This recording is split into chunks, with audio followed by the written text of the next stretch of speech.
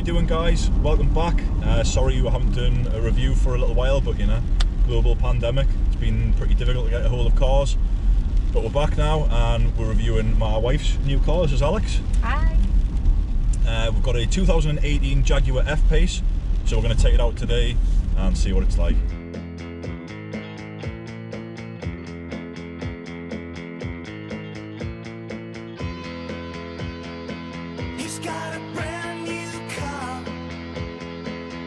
Like a Jaguar, it's got leather seats, it's got a CD player, but I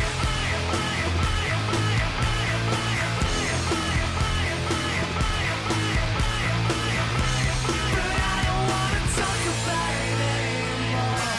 I think we're gonna make it. I think we're gonna. So Mark has brought me in to help him with a review today, and this is totally out of my comfort zone. He's already told me I need to speak loudly. I'm full of cold, so I'm sorry if I'm sniffing. I'll try my best to review this as best I can. So up until 2016, Jaguar were kind of renowned for sports cars and old grandad saloons, basically. And then they launched this little bad lad, the F-Pace, and launched themselves into the SUV market. And to be honest, I think they've nailed it. It's a quality bit of kit. It looks very nice as well, doesn't it? Yeah, it's lovely.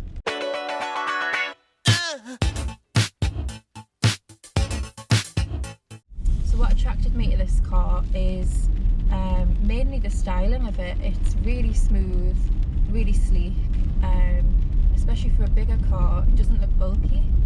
It's quite compact looking, isn't it? Streamlined, yeah. Really like the lights. They're quite narrow and they're quite sporty looking, and they wrap around the car nicely. Everything's just finished well. The one thing it does have is some side steps, which they finish the car really nicely, but they are a little bit pointless because this car's not that high. They're totally unnecessary, like, but in terms of functionality, but they do look mint, don't they? They look really nice. So one of the weird things about this car is that it's marketed as all-wheel drive. So the majority of people will look at that and think, oh great, it's four-wheel drive, happy days. But actually it's not four-wheel drive at all. Most of the time it's in rear-wheel drive, which for me is very, very odd.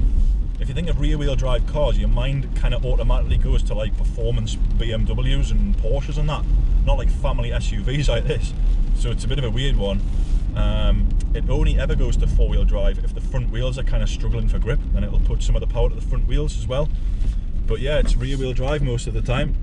And I haven't really noticed it being a problem until yesterday, and the roads were proper icy and the back end did kick out a little bit. And I'm a bit of a petrol head, so I kind of enjoyed it. It didn't bother me. But imagine it on the flip side, like if Alex was taking Max to nursery, for example, and the back end kicked out, I would imagine that's probably not something that you would receive very well. Is that right? No, I wouldn't want that happening. Exactly. So it's weird why they would make like a family car like this rear-wheel drive when it kind of makes the back end a little bit more skittish. I don't know why they do that, so it's weird for me, but it is what it is. It is what it is. So this is the 2-litre diesel version, and when we were looking at reviews of this, I saw a few of them were slating the engine in this, saying that it's pretty slow and it's sluggish. But to be honest, if you're thinking the same, I wouldn't worry. It's definitely not slow. If you put it in dynamic mode, for example, or sport mode as well, it's pretty nippy. Feels like a bit of a hot hatch, to be honest. So certainly don't worry about that. So like Mark was saying, this car is quite nippy for it being a big car. And one of the things that I've found really useful about it is that on the speedometer in front of you when you're driving, right next to what speed you're going, there's a little speed limit symbol that tells you exactly what speed you should be doing in that area. So if you accidentally get a little bit heavy on the foot, that's really useful. One of the things that we both like about the car is the centre console, where you'd obviously normally you would get in the car and you'd put your keys, your phone, your change, your mask, and it would just be cluttered and it would get really scratched. This car has actually got two like side sort of vents on either side, which has got enough space for keys, phone, money, everything, and it's all really well hidden. And and it also means that you've got space for your McDonald's drinks, which is where we're going now. As for the functionality in the electrics, they've basically used everything from the Land Rovers, so it's the same navigation as it is in the Range Rover Sport and the Range Rover Velar, so it's pretty smart. It's easy enough to use, it's got everything that you'd expect there, and the functionality's spot on, looks good. And another thing that it's got, which is totally unnecessary but I think it's pretty cool anyway, is when you get in the car before you've actually started it, the start button like flashes up as if to say, Turn me on. and at night time when you come in the car and it's dark, it's got like mood lighting, so there's kind of light blue lights everywhere, isn't it? Yeah, it's pretty really cool. nice actually. Really noticeable as well. It's nice, it's a good touch. So what's it like to drive? As I said, Jaguar didn't have an SUV until 2016, this is the first one that launched, and drivability is sound. It handles really, really well, it's comfortable, it's very smooth. The gear changes are maybe a little bit laggy, but other than that, it's spot on.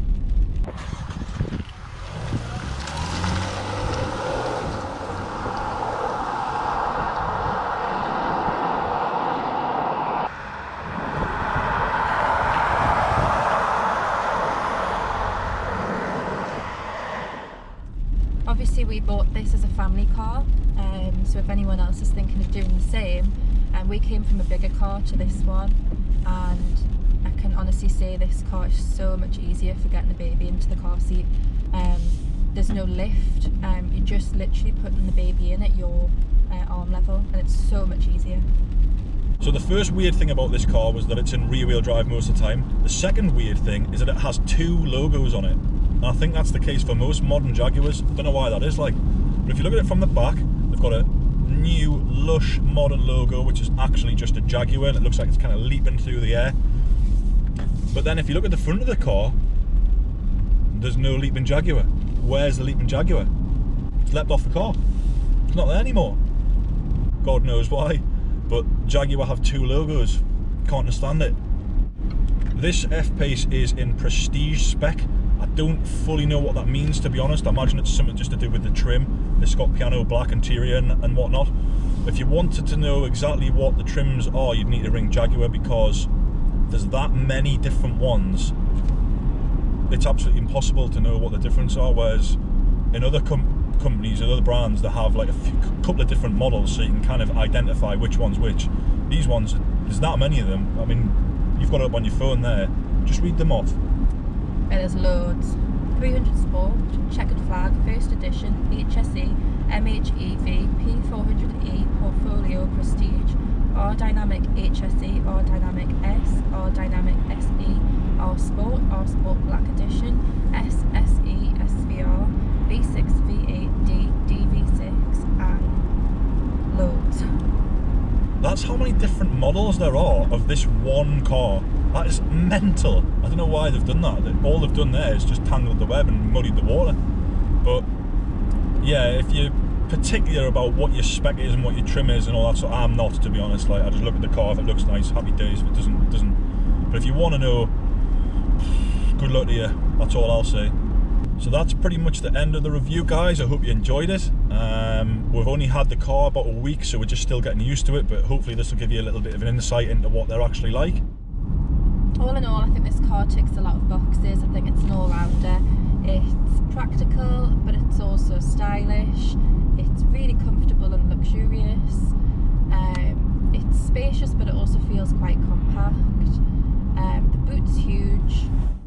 To put that into perspective, it's pretty much the same size in terms of capacity as a BMW X5, which on the face of it obviously is a much bigger vehicle. So you're not going to have any trouble fitting anything into it really. Your weekly shop, your pram, dog, golf clubs, football kit, partridge in a pear tree, out you want, you're not going to struggle. And I think it's actually really good value for money. Aye, it is. I don't think we've mentioned that. No, it really is good value for money. It's quite affordable. We're on our way to McDonald's now, so this is the end of the review. Hope you've enjoyed, and I'm not sure I'll be doing many more. Of course you will. You're a natural man. Thanks very much for watching. Remember to subscribe, and we'll see you next time. Cheers.